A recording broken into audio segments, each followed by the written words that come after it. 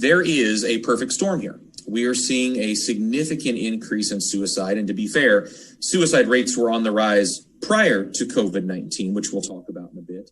This comes out of the Journal of the American Medical Association specific to psychiatrists. Notice that rates have been up over the past 2 decades, but now we are seeing a steeper rise since COVID-19. And the main comments that were brought up, I think some of these are rather obvious and some of these are a deeper dive. The issues with being distanced.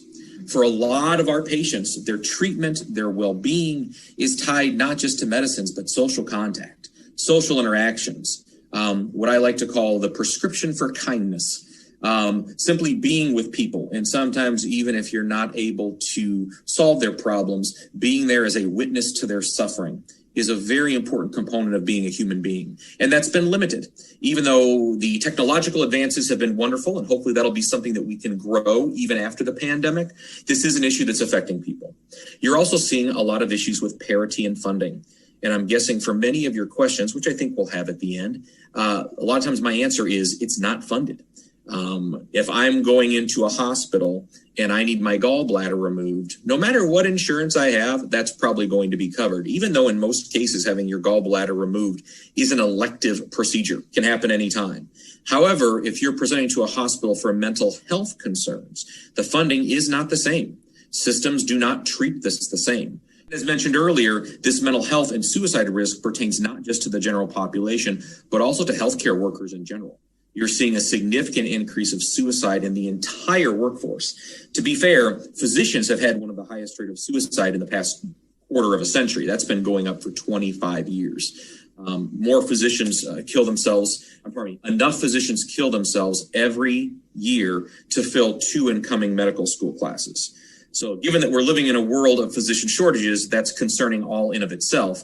What this article really brought to light is it's not just physicians. It's nurses, it's respiratory therapists, it's certified nursing assistants, it's radiology techs.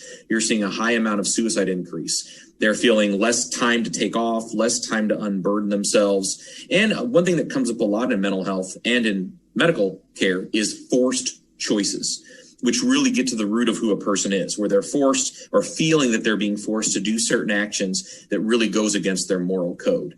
And that tends to lead to something called burnout, which has been such a hot topic for the past 2 to 3 years. I hesitated to include it here, but I think it's a worthwhile for half a slide just to remind people that burnout is persistent, not just in healthcare, it's persistent across the country.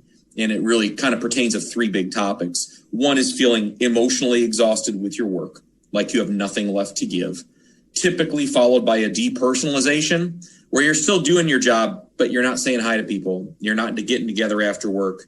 The spark is starting to fade, if you will. And then lastly, the really concerning point is losing sense of meaning with one's work.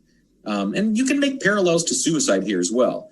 Human beings are amazingly resilient creatures. And as long as hope is present, they tend to do pretty well. However, once that hope is gone, or in this case, you believe that no matter how much you work, it's not really making a difference, then burnout and or thoughts of depression and suicide are typically not far behind.